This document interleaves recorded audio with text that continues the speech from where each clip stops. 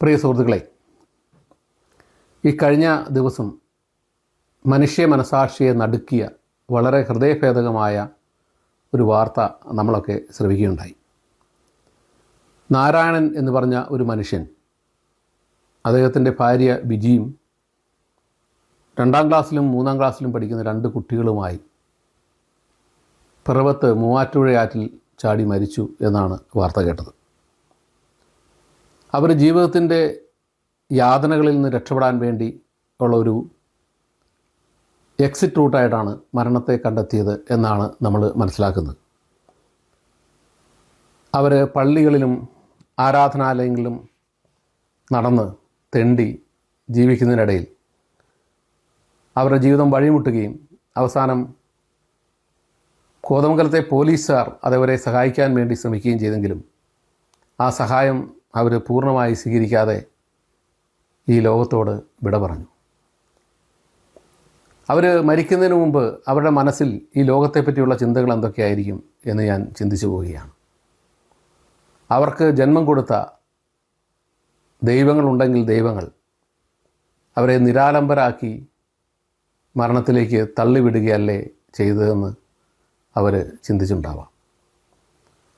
ഭാര്യ പാർഷ്യലായി കണ്ണ് കാണാൻ പാടില്ലാത്ത ആളാണെന്നാണ് മനസ്സിലാക്കുന്നത്.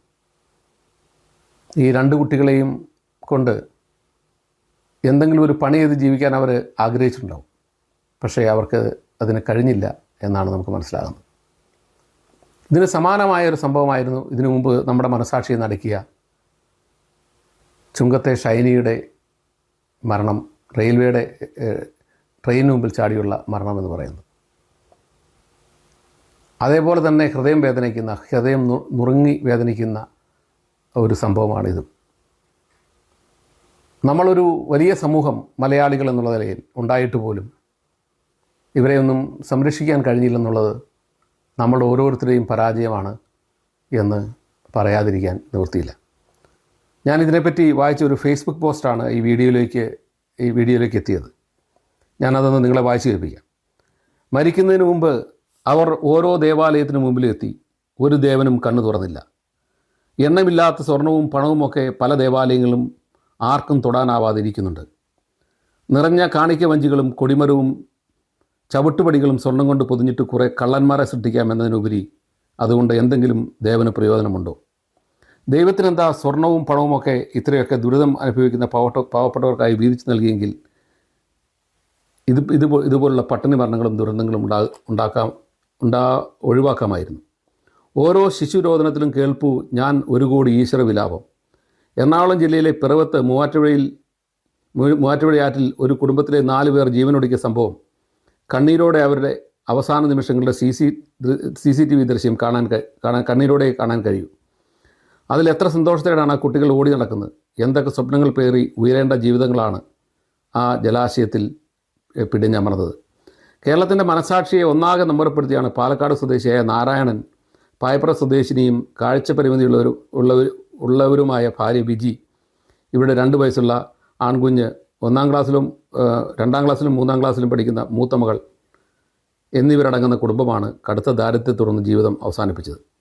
ഇന്നലെ വൈകുന്നേരത്തോടെയാണ് മൂവാറ്റുപുഴയാറിൻ്റെ തീരത്ത് വെള്ളൂർ പിറവം പോലീസ് സ്റ്റേഷൻ അതിർത്തികളായ ബിജിയുടെയും ഇളയ കുഞ്ഞിൻ്റെയും മൃതദേഹങ്ങൾ ആദ്യം കണ്ടെത്തിയത്. തുടർന്ന് ഫയർഫോഴ്സും പോലീസും നടത്തിയ തിരച്ചിൽ ഇന്ന് ഉച്ചയോടെ നാരായണൻ്റെ മൃതദേഹം ഒലിപ്പിച്ചു. അവരുടെ മൂത്ത മകളുടെ മൃതദേഹം ഇന്ന് രാവിലെയാണ് കണ്ടെത്തിയത്. പോസ്റ്റ്മോർട്ടം നടപടികൾ പൂർത്തിയാക്കിയപ്പോൾ ഇവരുടെ ശരീരത്തിൽ മറ്റ് പരിക്കുകളോ സംശയാസ്പദമായ അടയാളങ്ങളോ കണ്ടെത്താത്തതിനാൽ ഇത് ആത്മഹത്യ തന്നെയാണെന്ന് പോലീസിൻ്റെ പ്രാഥമിക നിഗമനം. മരണത്തിന് കീഴടങ്ങുന്നതിന് മുമ്പ് പിറവം പോസ്റ്റ് ഓഫീസ് ജംഗ്ഷനിലെ ഐശ്വര്യ ഹോട്ടലിൽ നിന്നും അവർ സന്തോഷത്തോടെ ഭക്ഷണം കഴിച്ച് മടങ്ങുന്നതിൻ്റെ CCTV ദൃശ്യങ്ങൾ പോലീസിന് ലഭിച്ചിരുന്നു. നാരായണൻ ഇളയ കുഞ്ഞിനെ തോളിലെടുത്ത് മൂത്ത മകളുടെ കൈപിടിച്ച് നടക്കുകയും കാഴ്ച പരിമിതിയുള്ള ബിജി മകളുടെ തോളിൽ പിടിച്ച് പിന്നാലെ പോകുന്നതും ആ ദൃശ്യങ്ങളിൽ വ്യക്തമായി കാണാം. കൂലിപ്പണിക്കാരനായ നാരായണന് സ്ഥിരമായ വരുമാനമൊന്നും ഉണ്ടായിരുന്നില്ല. കോതമംഗലം ഭാഗങ്ങളിൽ താമസിച്ച് വിവിധ ആരാധനാലയങ്ങളിൽ പോയി നാട്ടുകാരുടെ സഹായം കൊണ്ട് അവർ ഏറെക്കാലമായി കഴിഞ്ഞിരുന്നത്. വാടക ഒഴുക്കാൻ കഴിയാത്തതിനെ തുടർന്ന് ഒരാഴ്ച മുമ്പ് വീട് ഒഴിയേണ്ടി വന്ന ഇവർ കോതമംഗലം പോലീസ് സ്റ്റേഷനിലെത്തി സഹായം അഭ്യർത്ഥിച്ചിരുന്നു.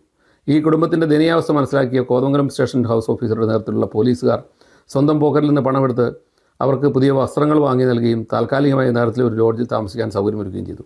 അതിനുശേഷം പോലീസുകാർ അവർ മുൻകൈയെടുത്ത് നെല്ലിക്കുഴി ഭാഗത്ത് ഇവർക്കായി ഒരു വാടക വീട് കണ്ടെത്തി നൽകുകയും ചെയ്തു. പോലീസുകാർ കണ്ടെത്തി നൽകിയ പുതിയ വാടക വീട്ടിലേക്ക് മാറാനിരുന്ന ദിവസമാണ് എല്ലാ പ്രതീക്ഷകളും അവസാനിപ്പിച്ച് ഈ കുടുംബം ഒരുമിച്ച് പുഴയിൽ അഭയം പ്രാപിച്ചത് എന്ന വസ്തുത ഈ ദുരന്തത്തിൻ്റെ വേദന വർദ്ധിപ്പിക്കുന്നു. ജീവിത പ്രതിസന്ധികൾ പതറി പുഴയുടെ ആഴങ്ങളിലേക്ക് പോയ ഈ നിർധന കുടുംബത്തിന് ആദരാഞ്ജലികൾ. ഇത് പോസ്റ്റ് ചെയ്തിരിക്കുന്ന ആൾ കടപ്പാടെന്ന് പറഞ്ഞാണ് പോസ്റ്റ് ചെയ്തിരിക്കുന്നത്. ഇതിൽ പോസ്റ്റ് ചെയ്ത് ഷീബ KP ഷീബ എന്ന് പറഞ്ഞ ആളാണ് പോസ്റ്റ് ചെയ്യുന്നത്. കടപ്പാടെന്ന് എഴുതിയിട്ടുണ്ട്, ആരെഴുതിയാണെന്ന് അറിയില്ല. എന്തായാലും ഇതൊരു വളരെ ഹൃദയഭേദകമായ സംഭവം തന്നെയായി. ഞാൻ നമ്മുടെ ഒരു 35-40 വർഷങ്ങൾക്ക് മുമ്പ് ഹൈറേഞ്ചിലെ കമ്പിളികണ്ടത്ത് നടന്ന ഒരു സംഭവത്തിൻ്റെ പശ്ചാത്തലത്തിൽ കമ്പിളികണ്ടത്തെ കൽഭരണികൾ എന്ന് പറഞ്ഞ പുസ്തകം വായിക്കാനിടയായി. ആ പുസ്തകത്തിൽ നടത്തുന്ന സംഭവം ഇതിന് സമാനമാണ്. ആ പുസ്തകത്തിൽ മേരി എന്ന് പറഞ്ഞ കഥാപാത്രം അവർ 3 കുട്ടികളെയും കൊണ്ട് ആത്മഹത്യ ചെയ്യാൻ പോയ വഴിയിലുണ്ടായ ഒരു കൊച്ചിൻ്റെ ശബ്ദമാണ്, ഒരു കൊച്ചിൻ്റെ ചോദ്യമാണ് അവരെ ആത്മഹത്യയിൽ നിന്ന് മോചിപ്പിച്ചത്.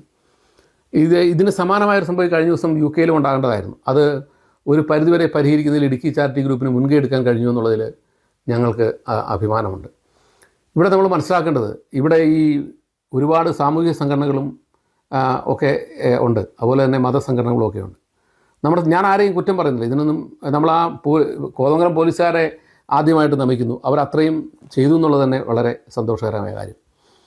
അതോടൊപ്പം തന്നെ ഈ സാമൂഹ്യ സംഘടനകളും മതസംഘടനകളും ഒക്കെ ഈ മനുഷ്യനുണ്ടെങ്കിൽ മാത്രമേ ദൈവമുള്ളൂ, മനുഷ്യനില്ലാത്തടത്ത് ഒരു ദൈവവും അതിജീവിക്കാൻ പോകുന്നില്ല. ദൈവത്തിന് മനുഷ്യനില്ലാതെ അതിജീവിക്കാൻ പറ്റില്ല.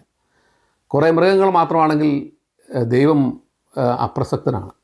കാരണം ദൈവത്തിന് പുകഴ്ത്തൽ ആവശ്യമാണ്. അതുകൊണ്ട് തന്നെ പുകഴ്ത്താൻ മനുഷ്യനില്ലാതെ വേറെ ആർക്കും കഴിയില്ല. അതുകൊണ്ട് ഈ ദൈവങ്ങൾ തന്നെ നിലനിൽക്കണമെങ്കിൽ മനുഷ്യൻ നിലനിൽക്കണം. അതുകൊണ്ട് ഈ ദൈവങ്ങൾക്ക് വേണ്ടി രാവിലെയും വൈകുന്നേരവും പൂജ അർപ്പിക്കുന്ന ഈ പറയുന്ന മതസംഘടനകളും അതോടൊപ്പം തന്നെ മത നേതാക്കളും നിങ്ങളുടെ വീടിൻ്റെ ചുറ്റും നിങ്ങൾ പണക്കൂമ്പാരത്തിൻ്റെ മുകളിൽ പണക്കൂമ്പാരം അട്ടിയിട്ടിരിക്കുന്ന ചാക്കിൻ്റെ മുകളിൽ ഇരുന്നു കൊണ്ടാണ് മനുഷ്യൻ്റെ ദാരിദ്ര്യത്തെപ്പറ്റി നിങ്ങൾ പഠിപ്പിക്കുന്നത്. അവർ ഒരു കാര്യം ശ്രദ്ധിക്കണം, നിങ്ങളുടെ ചുറ്റുപാടിലെങ്കിലും ഓരോ ഇടവകയിലും ഓരോ അമ്പലത്തിൻ്റെ പറഞ്ഞ പ്രവ്യൂവിലും അതുപോലെ ഓരോ മോസ്കിൻ്റെ പ്രവ്യൂവിലും നിങ്ങൾക്ക് ആരെങ്കിലും ഇതുപോലെ പട്ടിണി കിടക്കുന്നുണ്ടെങ്കിൽ നിങ്ങളുടെ ദൈവം ഉണ്ടെങ്കിൽ നിങ്ങളുടെ വിളി ആ ദൈവം കേൾക്കും എന്ന് ഞാൻ വിചാരിക്കുന്നില്ല. അതുകൊണ്ട് തന്നെ നിങ്ങൾ ധാർമ്മികമായി ഉത്തരവാദിത്തപ്പെട്ടവരാണ്. അതോടൊപ്പം തന്നെ ഗവൺമെൻറ്റും അതുപോലെ ഉത്തരവാദിത്തപ്പെട്ടവരാണ്. ആ ഗവൺമെൻറ്റും ഇത്തരം വരുന്ന ആളുകളുടെ വിലാപം കേൾക്കാനും അവരെ അന്വേഷിക്കാനുള്ള സോഷ്യൽ വർക്കേഴ്സും അത്തരം വരുന്ന സോഷ്യൽ വർക്കേഴ്സിൻ്റെ മുൻകൈയിൽ ഇത്തരം വരുന്ന ആളുകളെ സംരക്ഷിക്കാനുമുള്ള സംവിധാനം ഉണ്ടാക്കാതെ എന്ത് ഗവൺമെൻറ്, എന്ത് മതസംഘടനകൾ, എന്ത് സാമൂഹിക സംവിധാനം എന്ന് ഞാൻ ചിന്തിച്ചു പോവുകയാണ്. അതുകൊണ്ട് ഇത് രണ്ടാമത്തെ ഇൻസിഡൻ്റാണ്. കേരളത്തിൻ്റെ മനസ്സാക്ഷി നടുക്കിയ ഈ അടുത്ത കാലത്ത് നടന്ന രണ്ടാമത്തെ ഇൻസിഡൻ്റാണ്.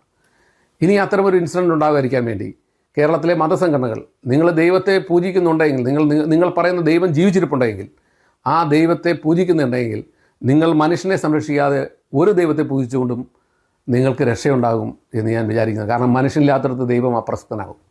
അതുകൊണ്ട് തന്നെ മനുഷ്യനെ സംരക്ഷിക്കുക എന്നുള്ളത് ദൈവത്തിൻ്റെ ഉത്തരവാദിത്തമാണ്. ദൈവത്തെ പൂജ അർപ്പിക്കുന്നവരുടെയും കൂടി ഉത്തരവാദിത്തമാണ്. അവർക്ക് ഈ ഉത്തരവാദിത്തത്തിൽ നിന്ന് ഒഴിഞ്ഞു നിൽക്കാൻ കഴിയില്ല. രാഷ്ട്രീയ പ്രവർത്തകർക്കും അതുപോലെ തന്നെ സാമൂഹിക പ്രവർത്തകർക്കും ഈ കാര്യത്തിൽ ഉത്തരവാദിത്തമുണ്ട്. സോഷ്യൽ സർവീസിനെ വളരെ കൃത്യമായി ഉപയോഗിച്ച് ഇത്തരം വരുന്ന ആളുകളെ സംരക്ഷിക്കാനും അവരെ ഈ പറയുന്ന വലിയൊരു ജനസമൂഹം, മലയാളി എന്ന് പറയുന്ന ജനസമൂഹം ലോകത്തിന് അങ്ങോളം ഇങ്ങോളമുണ്ട്. അപ്പോൾ അതുകൊണ്ട് തന്നെ അവർക്ക് ഓരോരുത്തർക്കും ഇതിൽ ബാധ്യതയുണ്ട് എന്നാണ് ഞാൻ വിചാരിക്കുന്നത്. അതുകൊണ്ട് ഇത്തരം ആളുകളെ കണ്ടെത്താനും അവരെ സംരക്ഷിക്കാനും സർക്കാരും മതസംഘടനകളും സാമൂഹിക പ്രവർത്തകരും ഒക്കെ മുമ്പോട്ട് വരേണ്ടതുണ്ട്. അങ്ങനെ മുമ്പോട്ട് വന്ന് നമ്മളൊരു പരിഷ്കൃത സമൂഹം എന്താണ് എന്ന് ചോദിച്ചാൽ അതിൻ്റെ അർത്ഥം എന്ന് പറഞ്ഞാൽ പരിഷ്കൃത സമൂഹത്തിലെ വീക്കർ സെക്ഷൻ എത്രമാത്രം പ്രൊട്ടക്റ്റ് ചെയ്യപ്പെടുന്നു എന്നുള്ളതാണ്. കുട്ടികളും പ്രായമായവരും അതുപോലെ തന്നെ മറ്റ് നിരാലംബരും പട്ടിണി കിടക്കുന്നവരും ദരിദ്രരും വിദ്യാഭ്യാസത്തിന് നിവൃത്തിയില്ലാത്തവരും അങ്ങനെയുള്ള മനുഷ്യർ എത്രമാത്രം പ്രൊട്ടക്റ്റ് ചെയ്യപ്പെടുന്നു, എത്രമാത്രം പബ്ലിക് സെക്യൂരിറ്റി അവർക്ക് വേണ്ടിയുണ്ട് എന്നുള്ളതാണ് ഒരു ഡെവലപ്പിംഗ് സൊസൈറ്റി അല്ലെങ്കിൽ ഒരു ഡെവലപ്ഡ് സൊസൈറ്റിയുടെ പാരാമീറ്റർ എന്ന് പറയുന്നത്. അതുകൊണ്ട് ഇത്തരം വരുന്ന ആളുകളെ സംരക്ഷിക്കാതെ നിങ്ങൾ എത്ര വലിയ ദന്തഗോപുരങ്ങളിൽ ജീവിച്ചാലും, എത്ര വലിയ വില കൂടിയ കാറിൽ സഞ്ചരിച്ചാലും, നിങ്ങൾ എത്ര വില കൂടിയ ഷർട്ട് ഇട്ടാലും, നിങ്ങൾ എത്രമാത്രം വലിയ പെർഫ്യൂമുകൾ ഉപയോഗിച്ചാലും നിങ്ങൾ ഒരു സ്ഥലത്ത് എത്താൻ പോകുന്നില്ല. നിങ്ങൾ ഇത്തരം വരുന്ന ആളുകളെ സംരക്ഷിക്കുകയും അവരെയും കൂടെ കൂട്ടിപ്പിടിക്കുകയും ചെയ്യുന്നിടത്താണ് ഒരു സമൂഹത്തിൻ്റെ പൊതുവായ വളർച്ചയെ ആധുനിക സമൂഹം നോക്കിക്കാണുന്നത്. അവൻ എത്ര പണമുണ്ട് എന്നുള്ളതല്ല, അവൻ എത്രമാത്രം സാമൂഹ്യ നന്മ ചെയ്തു എന്നുള്ളതാണ് ഒരു മുതലാളിയെ ഇന്ന് അളക്കുന്ന അളവുകോൽ എന്ന് പറയുന്നത്. അതുകൊണ്ട് തന്നെ ഈ മതസംഘടനകളും ഈ രാഷ്ട്രീയ സംഘടനകളും അതുപോലെ തന്നെ പൊതുപ്രവർത്തകരും ഇത്തരം ഒരാളെ പറ്റി ഒരു വിവരം കിട്ടിക്കഴിഞ്ഞാൽ വിവരം കിട്ടുകയും അന്വേഷിക്കുകയും അവരുടെ പ്രശ്നങ്ങൾ അറിയുകയും അവരുടെ പ്രശ്നങ്ങൾ പരിഹരിക്കാൻ വേണ്ടി മുൻപോട്ടെടുക്കുകയും ചെയ്യാതെ ഈ വടിവത്ത കതറിട്ട് നടക്കുന്നതുകൊണ്ടോ അല്ലെങ്കിൽ വടിവത്ത ഷർട്ട് ഉടയാതെ നടക്കുന്ന ഈ പറയുന്ന രാഷ്ട്രീയ പ്രവർത്തകരോ അല്ലെങ്കിൽ തൻ്റെ ലോഹയിലോ അല്ലെങ്കിൽ താൻ ഇട്ടിരിക്കുന്ന തിരുവസ്ത്രം എന്ന് പറയുന്ന വസ്ത്രത്തിലോ പൊടി പറ്റാതെ സൂക്ഷിക്കുക എന്നുള്ളതിനപ്പുറത്തേക്ക് മനുഷ്യൻ്റെ ഇത്തരം വരുന്ന വേദനകൾ കാണാതെ നിങ്ങൾ അർപ്പിക്കുന്ന ഒരു തരം കുർബാനകൾക്കോ ഒരു തരം ആരാധനകൾക്കോ ഈ ലോകത്തിൽ ഒരു പ്രസക്തി ഉണ്ടെന്ന് ഞാൻ വിചാരിക്കുന്നില്ല. മനുഷ്യനെ നിങ്ങൾ സംരക്ഷിക്കാൻ ശ്രമിക്കുന്നിടത്ത് മാത്രമാണ് നിങ്ങളുടെ ദൈവത്തിന് സ്ഥായിയായ ഭാവമുള്ളൂ, അല്ലെങ്കിൽ നിങ്ങളുടെ ദൈവം പോലും അസ്തമിച്ചു പോകും എന്നുള്ളതുകൊണ്ട് ഇത്തരം വരുന്ന ആളുകൾ ഇനി നിങ്ങളുടെ പള്ളിയിടവകളിലോ അല്ലെങ്കിൽ നിങ്ങളുടെ അമ്പലത്തിൻ്റെ ചുറ്റുമോ നിങ്ങളുടെ മോസ്കിന് ചുറ്റുമോ ഉണ്ടെങ്കിൽ അവർ ജീവിച്ചിരിക്കുന്നുണ്ടെങ്കിൽ നിങ്ങൾ അവിടുത്തെ ഈ സംഘടനകളും അതുപോലെ തന്നെ മത നേതാക്കളും ഇവരെ അറിയുന്നില്ലെങ്കിൽ നിങ്ങളുടെ ദൈവം തന്നെ അപ്രസക്തമാകും. നിങ്ങളുടെ ദൈവത്തിന് ഈ ഭൂമിയിൽ യാതൊരു പ്രസക്തിയില്ല എന്ന് മാത്രം പറയാൻ ഞാൻ ആഗ്രഹിക്കുന്നു.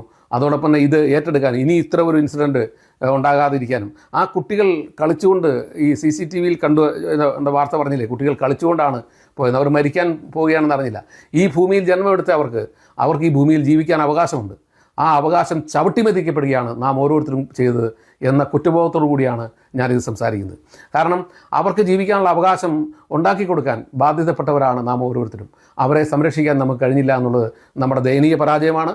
ആ പരാജയം ഏറ്റെടുത്തുകൊണ്ടേ പറയുന്നു ഇനി ഇത്തരമൊരു സംഭവം ഉണ്ടാകാതിരിക്കാൻ കേരളത്തിലെ മലയാളി സമൂഹം എന്നടങ്കം ചിന്തിക്കുകയും അതോടൊപ്പം ഇനിയൊരു കുട്ടിയും ഇതുപോലെ ആത്മഹത്യയായിരിക്കാൻ, ഇനിയൊരു സ്ത്രീയും ഈ തരത്തിൽ ആത്മഹത്യയായിരിക്കാൻ, ഇനിയൊരു പുരുഷനും ഇതുപോലെ ജീവിതം മടുത്ത് ഈ സമൂഹത്തോട് മുഴുവൻ വെറുത്ത് പോയി ആത്മഹത്യ ചെയ്യുമ്പോൾ അവൻ്റെ ആത്മാവ് ഈ സമൂഹത്തിലെ ഓരോരുത്തർക്കും അവൻ്റെ ആത്മാവുണ്ടോ എന്ന് എനിക്കറിയത്തില്ല, ആത്മാവെന്ന് പറഞ്ഞത് ഉണ്ടെങ്കിൽ ആ ആത്മാവ് ഈ ഓരോരുത്തരെയും പഴിച്ചുകൊണ്ട് നിങ്ങളുടെ ഓരോരുത്തരെയും തലയ്ക്ക് മുകളിൽ കിടന്ന് കറങ്ങുന്നുണ്ട് എന്നുള്ള യാഥാർത്ഥ്യം മനസ്സിലാക്കണം. അതുകൊണ്ട് തീർച്ചയായും ഇവരെ പോലെയുള്ളവരെയൊക്കെ സംരക്ഷിക്കാനുള്ള ബാധ്യത നാം ഓരോരുത്തർക്കുമുണ്ട്.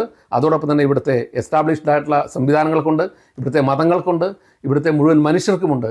അതിൽ നിന്ന് പുറകോട്ട് പോകുമ്പം അത് ഇവരുടെ മരണം നമ്മുടെ നേരെയാണ് ചൂണ്ടുവിരലായി വരുന്നത് എന്ന് തിരിച്ചറിയാൻ നമുക്ക് ഓരോരുത്തർക്കും കഴിയണം. നന്ദി. ടോം ജോസ് അടിയമ്പാട്.